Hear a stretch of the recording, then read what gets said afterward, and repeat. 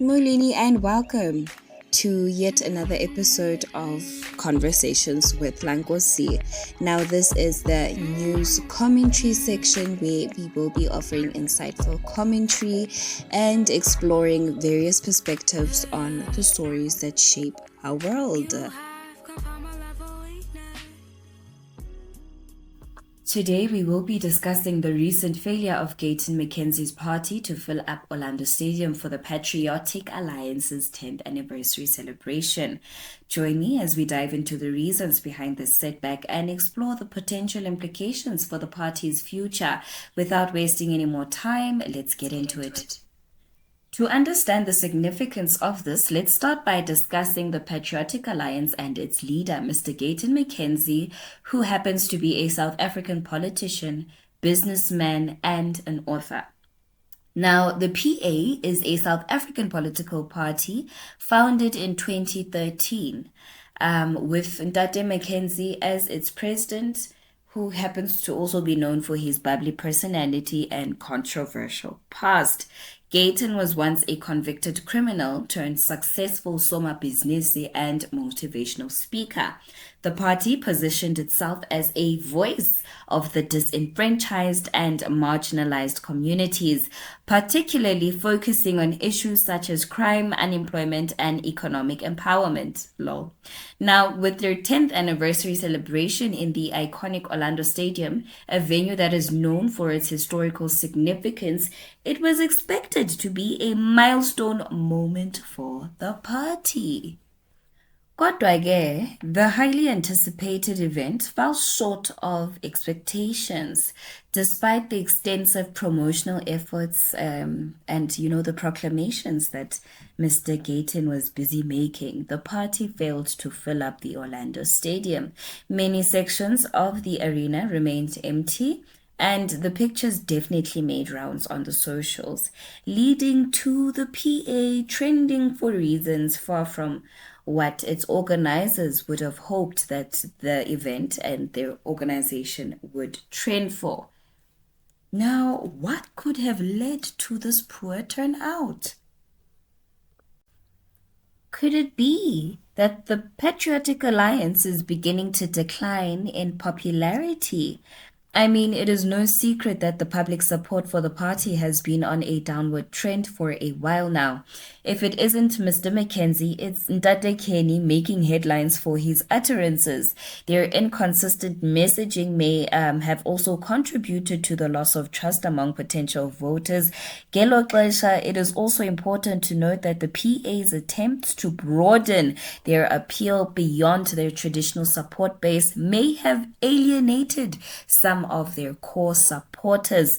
Let us not forget that in 2021, residents of his former hometown did accuse him of being a liar and deceitful. So, anywho, the PA faces a fierce competition from established parties like the EFF, the ANC, the DA, who actually have strong grassroots support and well-established structures. Adding on, Gayton's party has had a tough time with aligning with other opposition parties. This lack of strategic alliances has limited the PA's ability to project itself as a viable alternative. On the other side of the coin, the ANC, DA, and EFF have successfully formed coalitions and have the advantage of resources and party machinery that can mobilize voters. They need not abuse their platform on the media like Kenny and Gayton did. Such competition inevitably impacts the turnout for events like the PA's 10th anniversary celebration. Let us also not forget the rise of new political parties, the likes of Areta, Good, Shiluba, Busa, Azako, to name a few. So people, unlike prior, actually have options now. Moving on, their failure to fill up the stadium may also reflect shortcomings in the PA's messaging and communication strategies. Effective communication is, in fact, crucial For any political party to resonate with the electorate and mobilize support, it is essential for creating a compelling vision that inspires the masses to rally behind the party's cause. Some political analysts argue that the PA has struggled to articulate a clear and consistent message that resonates with a broader audience. McKenzie's past criminal record, which transformed him into a successful entrepreneur, could have been leveraged as a powerful narrative of redemption and empowerment. However, the party's messaging seems to have been lost in translating, preventing a broader appeal. Let's get into this article. Although Patriotic Alliance leader Gayton McKenzie takes full responsibility for the party's 10th birthday celebration flop at the Orlando Stadium on Saturday, he, however, said there was sabotage. The party celebration trended on social media for all the wrong reasons, from food apparently being stolen to a low turnout. I take full responsibility. I am sad for all of you and understand the anger and disappointment, said McKenzie. But the PA was sabotaged, he claimed. McKenzie claimed that the Joint Operations Committee 20,000 people entered the 25,000 capacity stadium but were prevented from coming back into the stadium after leaving to get food and drinks. When the food was delivered, the marshals ate it and some even took the food off the premises, he said. They destroyed a lot of stuff. They had no respect for the PA members and they stole. The first load was 5,000 loaves of bread. They stole water and cold drinks. They stole the t-shirts. So many of them, said McKenzie. They charged our people 25 rand to get in. They caused havoc. They blocked people from leaving. People saw them burning thousands and thousands of our t-shirts. If anyone went out to get food, they would have to pay to get back in. In Mpumalanga, they booked all the buses. We used a reliable agent on the day of the event. The buses did not rock up to collect our people from Mpumalanga. In the Northern Cape, they gave us the invoice. We paid, but they said the buses could not leave because the money had not been cleared. We have our own buses, but they are not sufficient. The worst of the sabotage was when they tried to sell a bottle of water to one of the leaders. I have no evidence of who paid them, but I gave them their money because not everyone was guilty. I had to cut my speech short because of the fear the mic would die, because we didn't know the extent of the sabotage. When I heard about the sabotage, I didn't want to start a race war in the stadium because Patriots would have overtaken them and it would have been seen as a race war. McKenzie asked his party members for a second chance to fix this mess with another real party within the next 90 days. We will make it up. I saw some people saying that they're leaving the PA. For those, I want to say I understand and apologize. I wish you well and we should have done better. The party celebration is also trending after McKenzie said should he reach the highest political office, his party would send over 18s to the army. Not only that, guys, but he also, touched on foreigners must go, and I'm out here like, my man, Mr. Man, are you again? Are we being for real now? Okay, Anywho, you can actually access this article. As you can see, it is one that was published on The Citizen. Moving on, as we wrap up this video, let's quickly discuss the potential implications of the PA's failure to fill up the stadium. While some may argue that the setback could be a fatal blow to McKenzie's ambitions politically, it is also important to remember that South African politicians and politics can be unpredictable. The PA certainly faces an uphill battle to regain momentum and credibility.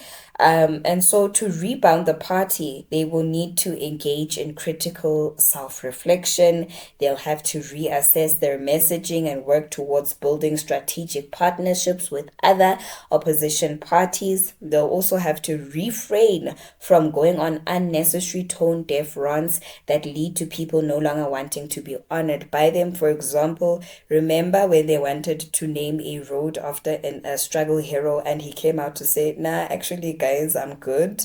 I cannot. Your stance when it comes to Palestine and Israel is a reason that I cannot now be a person that is honored by people like you guys. I cannot afford to be identified or seen with you.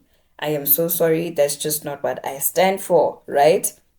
It will also be crucial, guys, for Gayton and his team to regain the trust of their core supporters while appealing to a broader voter base. With that being said, we explored the various factors that may have contributed to the disappointment, including his declining popularity or the declining popularity of the party, and the intense competition and the poor messaging and communication that they definitely need to work on. If you guys stand for something, stand for it. Do not start flip-flopping. Don't do that. People are very, very much vigilant, unlike before, and I do not think we're as gullible as we used to be prior. So if I were you, I'd just stick to what I claim to have been here for and stop going on unnecessary runs, declaring things that I just cannot do. Let's also not forget how, they were there running on the field. Did you see the run? Hey, but let me just shush. But it felt like they were playing what's that game? Dilibele na. They can replay or something, relay. Yes, it looked like they were playing relay, guys. I'm just like, why are we running?